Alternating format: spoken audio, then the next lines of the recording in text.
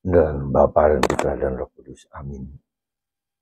Allah Bapa yang penuh kasih, terima kasih Engkau telah memberikan kepada kami Bunda Maria, Ibu kami di surga dan Ibu kami di dunia. Tidak pernah selesai kami bicara tentang seorang ibu, entah ibu di dunia atau ibu di surga.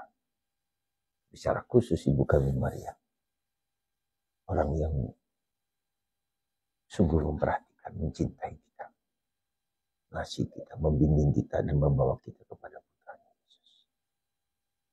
Terima kasih ya Bunda, demi Kristus Tuhan dan pengantara kami. Para saudara, sekali lagi, tidak pernah cukup kita bicara tentang seorang ibu.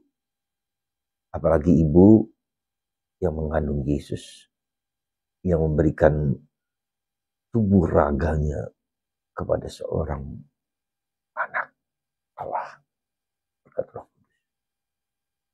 Karena itulah maka kita bisa bicara tentang Maria dengan segala keutamaan, dengan segala kekayaan gratia plena, penuh rahmat dalam bidang apapun, dalam hal apapun. Maka kalau kita mencontoh sikap Maria, menjadi seperti Maria yang lain, adalah tanggung jawab kita bersama. Kita tidak pernah akan dikecewakan oleh harapan bahwa Bunda Maria akan mencari, membimbing, menuntun, dan membawa kita kepada Putranya Yesus. Pasti itu. Sekali lagi suatu kepastian yang indah. Hari ini satu contoh penting dalam diri Maria adalah mengunjungi Elizabeth, saudara. Bunda Maria tidak hanya mengunjungi saudaranya yang mengandung di usia tuanya, saudarinya Elizabeth. Ketika malaikat datang kepada Bunda Maria, saudarimu telah mengandung. Bisa dibayangkan secara manusiawi hampir tidak mungkin dia mengandung karena usia tua. Ketidakmungkinan inilah yang saya duga dan saya kira bahwa bukan hanya saya duga, saya kira, tapi Roh Kudus yang bekerja. Yang tidak mungkin menjadi mungkin, yang tidak dapat menjadi dapat.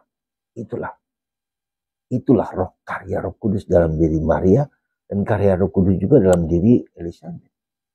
Maka kita bisa bayangkan ketika Zakaria menerima kabar itu, dia juga mengalami kesulitan. Bagaimana dia percaya? Apakah mungkin? Hingga akhirnya dia diberi semacam hukuman, kamu tidak boleh bicara. Sampai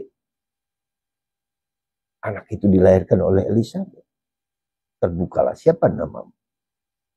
Bukan nama Zakaria, bukan nama Elizabeth, tapi Yohanes. Yang kemudian dikenal dengan Yohanes Pembaptis. Yang karena membaptis Yesus. Jadi sekali lagi saudara, apa yang kita bisa lihat, kita pelajari dari Maria dengan segala aktivitas, dengan segala keutamaan-keutamanya, Roh Kudus. Bunda Maria mempelai Roh Kudus.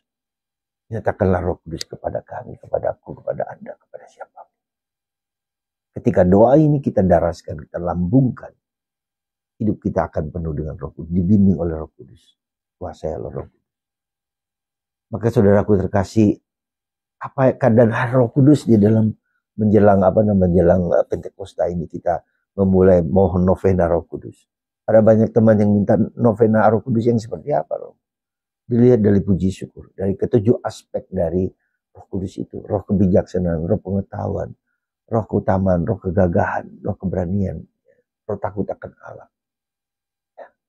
Ketujuh karunia, 7 itu angka kesempurnaan. Coba kita mohon, jangan mohon yang lain-lain. Karena Roh Kudus itu hadiah terindah dari Tuhan yang adalah Allah sendiri.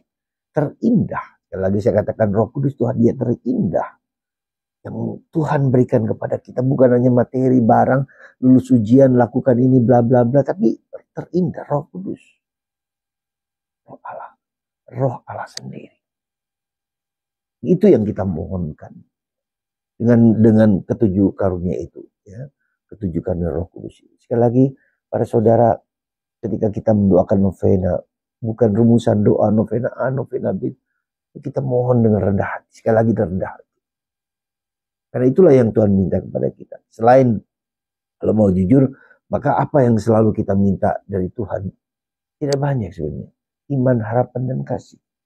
Ketika kita mencintai dan mengasihi siapa saja, ya, dengan segala kesulitan-kesulitan kita mengampuni, kita mengasihi, kita memaafkan.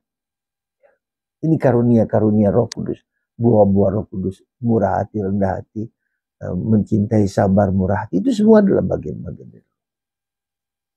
Saudara, semoga bersama Maria daraskan doa ini. Daraskan doa ini sekali lagi. Bunda Maria mempelai Roh Kudus, nyatakanlah Roh Kudusmu kepadaku 50 kali setiap hari. Pagi, siang, malam. Seluruhnya 50 kali. Minimal. Bisa lebih, bisa banyak. Lalu akhirnya menjadi doa dalam hati. Roh Kudus dalam hati kita. Ya, yang berdoa untuk kita. Itu kata Santo Paulus. Roh dalam diri kita berdoa untuk kita, bayangkan. Maka mari saudaraku, semoga Tuhan memberkati kita semua di hari yang bahagia ini.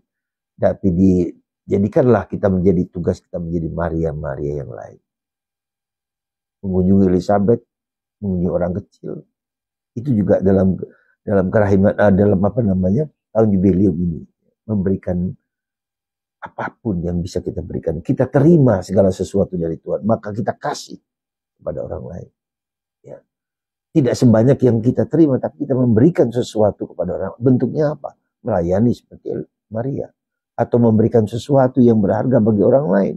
Terima, kita sudah menerima banyak sekali, tapi kita juga harus mengasihi. Kalau bisa sebanyak mungkin apa? Iman, harapan, dan kasih. Berikan iman itu. Berikan kasih itu. Berikan harapan itu kepada orang lain. Sekali lagi bersama Maria, kita menuju ke Yesus. Jangan takut. Iman, harapan, dan kasih. Bapa, Putra,